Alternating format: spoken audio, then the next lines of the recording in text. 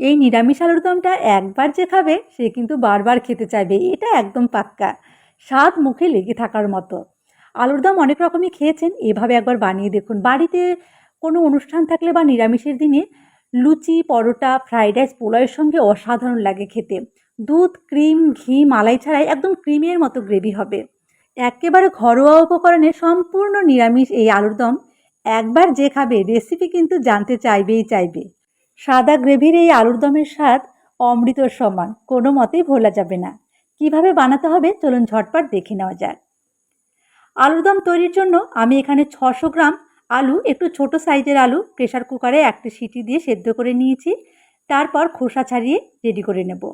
এই আলুগুলো আকারে ছোট বলে আমি আর কাটবো না, গোটা গোটাই রান্না করব। তবে আলু যদি বড় হয় মাঝখান দিয়ে একটি ফালি দিয়ে ডুমো করে কেটে নিতে হবে। সবগুলো আলুর খোসা ছাড়িয়ে রেডি করে নিলাম। এখন মিক্সিং জারে একটি পেস্ট তৈরি করে নেব। প্রথমে 14-15টা ভেজানো কাজু বাদাম আর টেবিল চামচের 2 চামচ মতো পোস্ত শুকনো অবস্থাতেই মিক্সিতে ঘুরিয়ে গুঁড়ো করে নিলাম। এখন এর মধ্যে পরিমাণ মতো জল দিয়ে আবার একটু ঘুরিয়ে একদম মিহি করে পেস্ট করে নিয়েছি। এর মধ্যেই আমি দিয়ে দেবো হাফ কাপ টক দই। টক দই দিয়ে আবারও একবার মিক্সিতে ঘুরিয়ে নেব, তাহলে খুব সুন্দরভাবে পেস্ট আমাদের রেডি হয়ে যাবে। দেখুন আমি কাজু, পোস্ত আর টক দই দিয়ে একটি পেস্ট রেডি করে সাইডে রেখে দিলাম। এবারে রান্না করে নেব। দেখুন প্রথমে আমি কড়াইয়ে পরিমাণ মতো সাদা তেল দিয়ে ভালো করে গরম করে নিয়েছি। এখন এর মধ্যে সেদ্ধ করা আলুগুলো দিয়ে খুব ভালো করে ভেজে নেব। তবে খুব বেশি কড়া করে কিন্তু ভাজবার একেবারেই প্রয়োজন নেই। আলুর গায়ে যখন হালকা সোনালি রং ধরবে তখনই আলুগুলো তুলে নিতে হবে। দেখুন আলু কিন্তু ভাজা হয়ে গেছে, এর থেকে বেশি কড়া করে ভাজবো না। এখন তেল ঝরিয়ে আলুগুলো তুলে একটি প্লেটে রেখে দিচ্ছি।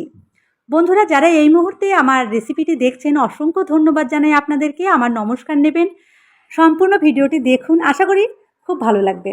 আলু ভেজে তুলে নেবার পর তেলে ফোড়নে দিলাম সামান্য একটু হিং আর গোটা গরম মশলা। গোটা গরম মশলায় আছে দারচিনি, এলাচ আর লবঙ্গ। হালকা আছে সামান্য একটু ফোড়ন ভেজে নিচ্ছি যাতে ভাজা ফোড়নের খুব সুন্দর একটি সুগন্ধ বেরিয়ে আসে। ফোড়ন ভাজা হয়ে গেছে, এবারে 1 চামচ দিচ্ছি আদা বাটা আর হাফ চামচ দেবো কাঁচা লঙ্কা বাটা। ঝাল কিন্তু নিজেদের টেস্ট অনুযায়ী রাখবেন। যদি ঝাল আরও একটু বেশি করতে চান তাহলে কাঁচা লঙ্কার পেস্টও আরও একটু বেশি করে দিয়ে দেবেন। হালকা আছে নাড়াচাড়া করে একটুখানি ভেজে নিলাম। দেখুন মশলা থেকে তেল ছেড়ে দিয়েছে। এই পর্যায়ে সামান্য একটু জল দিচ্ছি। এবারে এর মধ্যে দেব হাফ চামচ জিরে গুঁড়ো আর 1 চামচ দিচ্ছি ধনে গুঁড়ো। এখন গ্যাসের ফ্লেমটা মিডিয়ামে রেখে নাড়াচাড়া করে মশলা খুব ভালো করে কষাবো। যেহেতু গুঁড়ো মশলা দিলাম তাই একটু জলের মধ্যে দিয়েছি যাতে মশলা পুড়ে না যায়। এক্ষেত্রে মশলাটা কিন্তু খুব ভালো করে কষিয়ে নিতে হবে। যত ভালো করে মশলা কষাবেন স্বাদ আর গন্ধ ততই ভালো হবে। দেখুন সম্পূর্ণ জল শুকিয়ে গিয়ে মশলা আর তেল কিন্তু আলাদা হয়ে গেছে, তার মানে মশলাটা খুব সুন্দরভাবে কষানো হয়ে গেছে।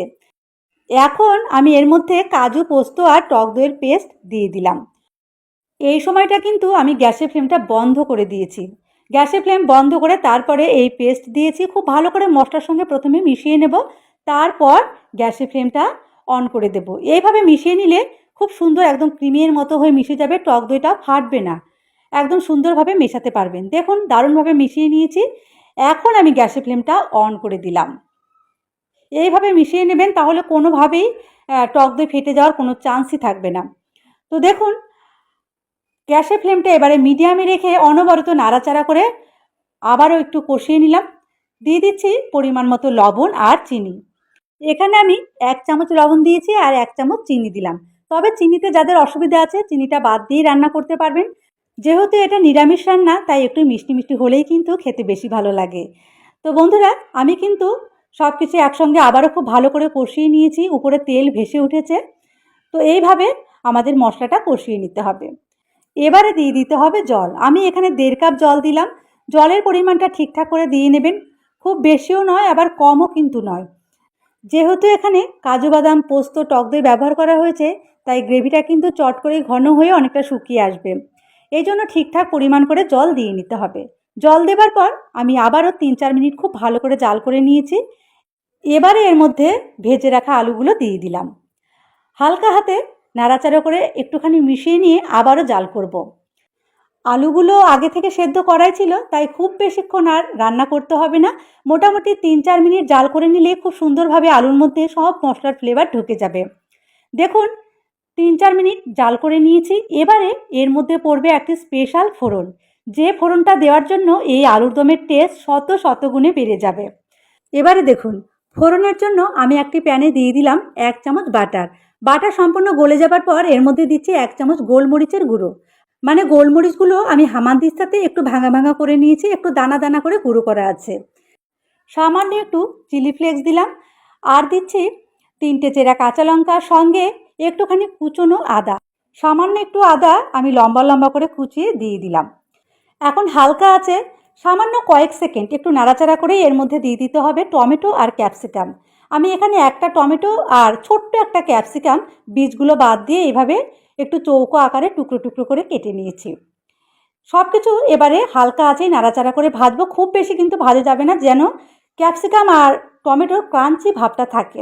দেখুন, এগুলোতে হালকা ভাজার রং ধরেছে। ঠিক এরকম ভেজে নেবার পর সম্পূর্ণ ফোড়নটা এবারে আমি আলুর দমের মধ্যে দিয়ে দিলাম। ব্যাস, এখন ভালো করে নাড়াচাড়া করে সব কিছু একসঙ্গে মিশিয়ে নিতে হবে। কি বলবো, এই ফোড়নটা দেবার পর আরও বেশি প্রেজেন্টেবল লাগবে আর খেতেও অসাধারণ টেস্টি। সবশেষে 1/2 চামচ গরম মশলা গুঁড়ো আর কিছুটা কাসুরি মেথি মিশিয়ে দিচ্ছি। কাসুরি মেথি হাত দিয়ে একটু গুঁড়ো করে যদি দেওয়া যায়, গন্ধটা খুব সুন্দর হয়। সব কিছু দিয়ে আবারও একবার খুব ভালো করে মিশিয়ে নেব। যে কোনো পূজার অনুষ্ঠানে আমরা লুচির সঙ্গে নিরামিষ আলুর দম বা খিচুড়ির সঙ্গে আলুর দম বানিয়েই থাকি। এইভাবে একবার বানিয়ে দেখুন বন্ধুরা। কি বলবো, আমি যতই এটা সম্পর্কে বলি না কেন ততই যেন কম বলা হবে। যতক্ষণ না আপনারা নিজেরা না বানিয়ে খাবেন, এর স্বাদ সম্পর্কে আন্দাজই করতে পারবেন না। তো দেখুন, আমার কিন্তু আলুর দম একদম রেডি হয়ে গেছে। এবারে আমি গ্যাসের ফ্লেমটা বন্ধ করে দেব। গ্যাসের ফ্লেম বন্ধ করে ঢাকা দিয়ে স্ট্যান্ডিং টাইমে 5 মিনিট রেখে তারপর পরিবেশন করুন। অসাধারণ লাগবে। দেখেই বোঝা যাচ্ছে কতটা লোভনীয় হয়েছে, আমার আর বলার কোনো অপেক্ষাই রাখে না। তো বন্ধুরা, কেমন লাগলো আজকের রেসিপি অবশ্যই কিন্তু কমেন্ট করে জানাবেন। দেখুন এর গ্রেভি কেমন তৈরি হয়েছে।